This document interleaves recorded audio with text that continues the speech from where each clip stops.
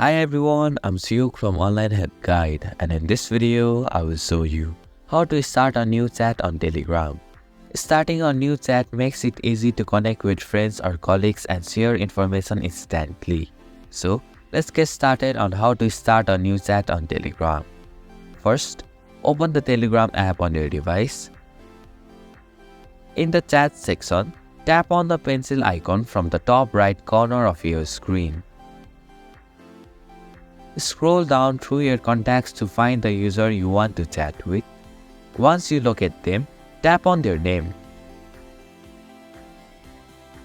You can now type your message in the message box at the bottom of your screen.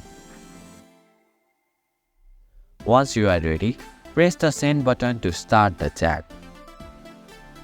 And this is how you can start a new chat on Telegram. Thank you for watching Online Help Guide. Hope this video was helpful.